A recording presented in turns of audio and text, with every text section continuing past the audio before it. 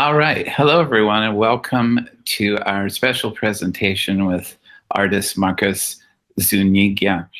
I'm Greg Salyer. I'm the president of the Philosophical Research Society, and we've just really enjoyed having Marcus around as he did his research in our esoteric library.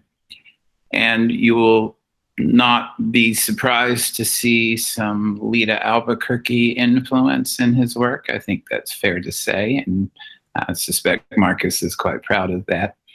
And we met Marcus when we had an event for Lita at the Philosophical Research Society.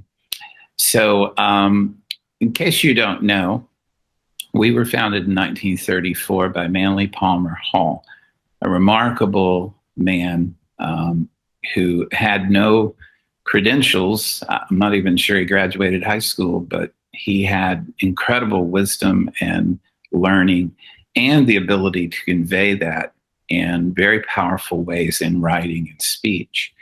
And since 1934, we've been doing the same thing that Manly Hall decided was the mission for his Philosophical Research Society, and that is to help people on their path to wisdom.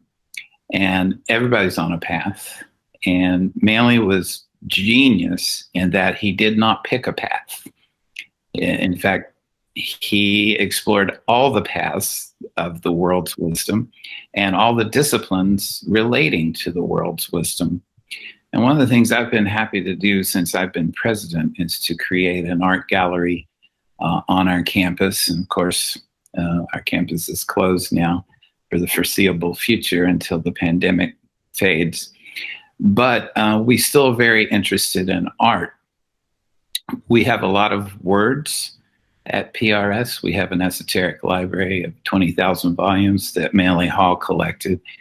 And I give lectures still and did in the auditorium before the pandemic. So lots of words, but Manly Hall recognized that there's a sacredness beyond words. And to do that, you have to engage image and art and dance. And I think that's remarkable for a man born in 1901 to create a philosophical research society, but recognize the limits of academic philosophy and expand it into all kinds of searches for wisdom, truth, and beauty. So we're very happy today to have Marcus Zúñiga to talk about his work, Gila Emplacement. And I don't know if you've been to this area of New Mexico, but I've had the good fortune to camp there and wander in the Gila River. And he captures it so beautifully in his work. Marcus received his BFA from the University of New Mexico, which is a great school, in 2013, and an MFA from the Art Center College of Design in 2019. So please welcome Marcus Zúñiga. Thank you so much for that, and for contextualizing what the Philosophical Research Society is all about and is working on. It's really important information for everyone to be aware of as I'm talking. So thank you. And thank you everyone for being here today. Let me get my show set up. Oh, and let me say, while you're doing that, Marcus, if you have some options here, if you go down to the bottom of the screen and there are 3 dots, you have some options about how to change your layout, etc. And Marcus is now presenting, so that's going to change the layout. Just want you to know that's okay. We're also recording this, but only the speakers will appear in the video. So no problem with that. But if you do have a problem with us recording this and putting it up on YouTube, just let us know and we can edit you out. Okay. Thank you. So hello, everyone. I am Marcus Zúñiga. I am an artist. My art is made through time-based mediums and experiences This past July, I went to the mountains in the Gila wilderness of Catron County, New Mexico, and there I experienced what I now think of as a declarative moment of space-time, using the Earth and Sun and morning star to conceptually locate and visually indicate my place within the cosmos. Through references that prepared me and informed my intention to experience that moment, I learned that, like the concept of dark energy, the space between these celestial bodies was the space that I could feel as a volume through the spirit, as an extension of the mind. Today, I will share those references to contextualize this process, which I call emplacement.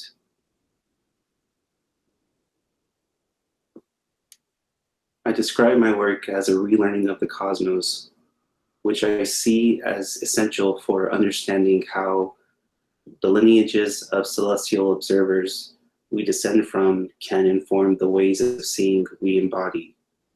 I believe this work begins with the first person, so I model and articulate it through the histories I inherit from my cultures. Over the past 2 years, my work has been initiated and activated by direct solar alignment using sunlight to create visual experiences of cosmic time mediated at a human scale. My goal in this work is to embody cosmic movements and express them with visual minimalism that does not deny their complexity. In human celestial observation history, the most studied subjects are the Sun, Moon, and Venus because of their consistent luminosity from different points around the Earth. Astronomy relies heavily on mirrors as a key material to make accurate observations, and I also rely on this idea, treating the Moon and Venus as mirrors in my work to convey complex alignments with the Sun. Regarding Venus as the place which I wish to implicate in my work, I ask, why is it called Venus after a Roman goddess of love and beauty? Comparatively, the Aztecs had several deity associations with the planet, which is generally referred to as Taluizcalpatuectli, a trickster whose companion animal was a white hummingbird. European mythologies have first claimed to the naming of the cosmos because modern astronomy was first standardized using Latin, but I do not accept that logic in my work. To be the cosmos, one must operate from a space of multiplicity where it is always embedded with different identities simultaneously. If we remove culture from the contextualizing of Venus, we are left with geometry. From the Earth, the orbit of Venus around the Sun appears to resemble a 5-petal flower, a geometric form in nature. It is coincidence that this mathematical form reappears as similar patterns can be drawn with the other planets in the solar system. However, it adds to the referential recipe that I am using to inform the decisions and direction of this emplacement. In 2012, Venus completed a 243-year cycle where it appeared before the Sun in transit, giving the Earth another visual representation that describes that place of the second planet in relationship to the third planet from the Sun. Recently, in the past few months, evidence has been discovered in the atmosphere of Venus indicating there may be life and living organisms there. For the past decades, the planet has been depicted as lifeless, hellish, a contradiction. How could a, quote, dangerous and ugly world be named after a goddess of beauty? Perhaps the error is with the assumption that a single cultural analysis of the sky is an accurate way to imagine what it really is. In 2015, I enacted on these ideas in a video series I called Javeo, meaning I see and I understand. I used a telescope to record the movement of the planets and stars, and I projected them onto architecture. The titles referring to a Mexican-American conception of the cosmos. Here is the luz conductly, appearing as a white crescent descending in a downward motion to the horizon of the video frame, almost like the white hummingbird companion to the Aztec deity of Venus. The most common conclusion throughout the history of Venus's study is its association with the sunrise. What does the sunrise signify to us? For myself, it is the new day and the hope for an optimistic future. This reliance on hope for my emplacement brought me to the Philosophical Research Society. The library there covers many subjects, but I noticed quickly how a genuine effort is present to represent concepts from all regions of the world in one collection. To cosmically account for an articulation of hope, I relied on several texts which helped me consider that our reality shapes our perception of hope, especially in regard to the place which is the setting of our cultural and cosmic self. The relearning of the cosmos oriented through the emplacement is centered around location. Understanding what really makes a place itself is essential for this work. I have to think about its culture, its history, its environment, and its people. For myself, I call that place the home place. This term comes from writer Bell Hooks, and I learned of it first from an artist called Amalia Mesa Baines after I saw her 2001 installation Transparent Migrations. Mesa Baines describes the home place as the one site where one could freely confront the issue of humanization, where one could resist. In the mountains of the Gila is the village of Reserve, where my family has had presence for generations. The community was initially established by Mexicans in the late 19th century. Its remoteness and isolation from urban centers defines the conditions of my cultural upbringing. My history with this land and the stories that unfold upon it are central to the home place setting for my emplacement. Catron County covers 6,929 square miles of land, and just at the edge of its northeast border is the Very Large Array Observatory. I can recall several accounts of driving past the array without any imagining for what these satellites were doing in the landscape I identify with home. Eventually, I realized its purpose and made sense of it, but I'm still unsure why the purpose of the facility is removed from common local access and knowledge when it lives in the place I come from, and its goal is to further our understanding of our cosmos.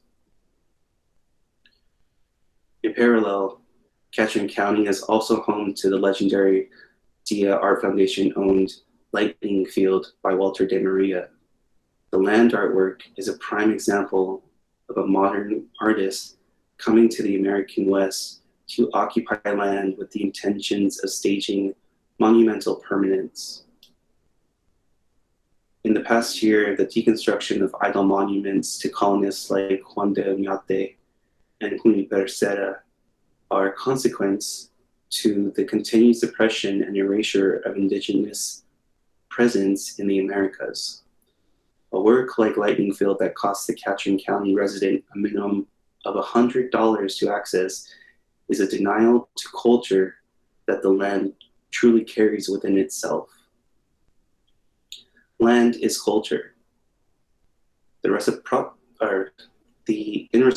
to the outcry of the murder of George Floyd, several art institutions sent out statements with the aspiration to do better. Jessica Morgan, director of the Dia Art Foundation, asks, how will we acknowledge the history of settler colonialism and indigenous oppression at all of our sites, particularly our land artworks, and work toward decolonization? Decolonization is a path toward deconstructing the mind and relearning the world through a multicultural consciousness and seeing the home place for what it really is. In Quemado, a town close to the lightning field, my abuela's Tío and Tía are buried in the cemetery of Sacred Heart Church. My tia Josie and my abuelo Fulgencio and my grandma Pablita are in the cemetery down the road from our family home. Our stories are in the land, and this is just one example of the many peoples who have lived culture in these places. Earlier this year, with the emplacement in mind, my father and I went scouting for locations in the mountains. Following an old route he took to work as a young firefighter, I found a location for the emplacement, and I needed to navigate an artistic deconstruction of the privileged acts of De Maria, with the anti-monumental being the goal.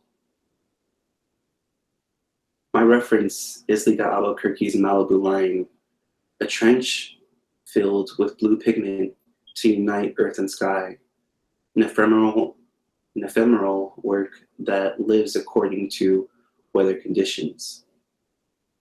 My reference is Robert Smithson's Spiral Jetty. Although I think it faces similar cultural challenges like the lightning field, it is a living sculpture, and I've learned from it how it is experienced outside of itself. Smithson called that action a non-site.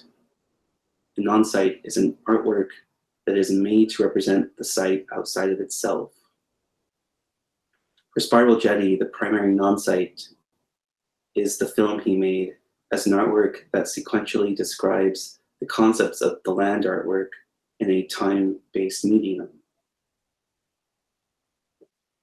My most relied on reference is the Silueta series by Ana Mendieta.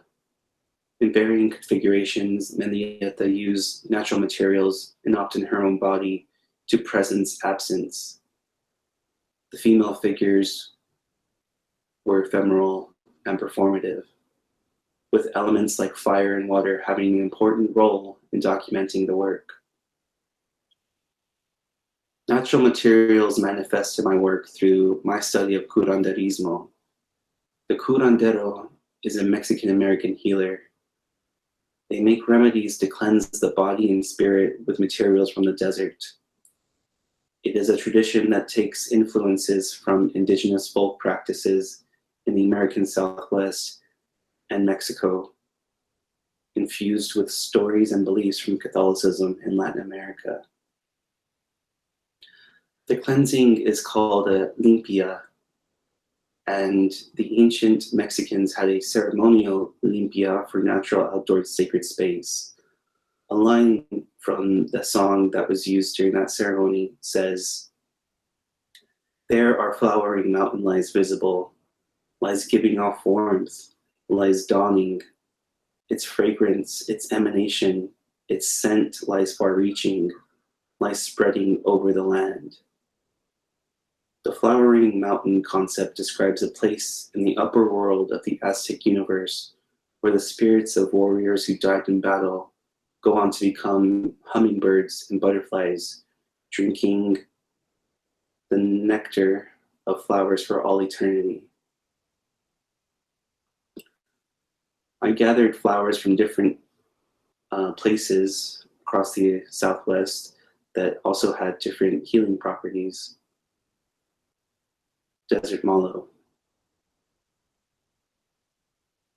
desert willow, globe mallow, aster, popcorn flower, scorpion weed, local weed,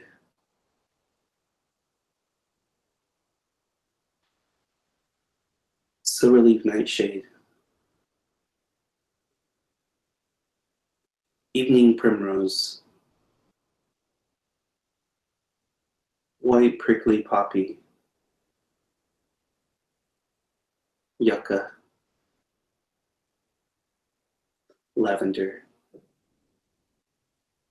In addition, I brought sunflowers and marigolds and others to the mountain on the morning when Venus would be sending its brightest light for all of the mornings of this year.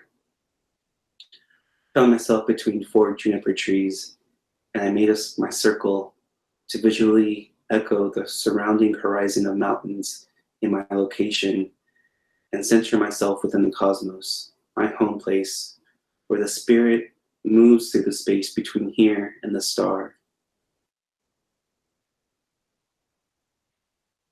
Venus is a single photon in the whole view of my experience. My circle is faint in the rigid desert mountain terrain. My hope is here. Earth.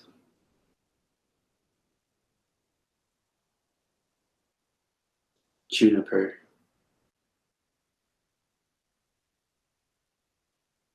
Flores. Silvestres. Este. Sur. Oeste. Norte.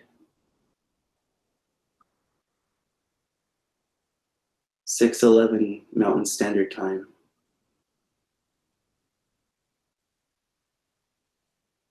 2020, July 6. 33 degrees, 36 minutes, 24.6 seconds north.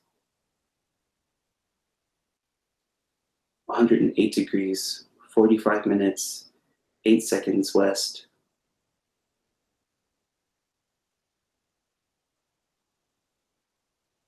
Hope, where I face east, este, south, sur, oeste, west, norte, north. Daluis Kanbantuekli, the morning star, my home place at dawn, Gila Emplacement. No one image, no one idea can truly represent that experience. However, I've made an artist book to circulate Gila Emplacement as an artwork outside of the experience. It is an extract. It was important for myself to invite other thinkers and creatives that I believed add voice to the themes and discourse I developed through this process. I asked them to contribute what they believed worked in favor of the goals of the work. With that said, I would like to thank Kelly Carmena and Greg Salyer and the Philosophical Research Society for their support through this process over the past year, and for also being the current home of the project. And I want to thank Laura San Roman, who helped me design this book and brought very beautiful and meaningful memories to inform the creative output that we made together.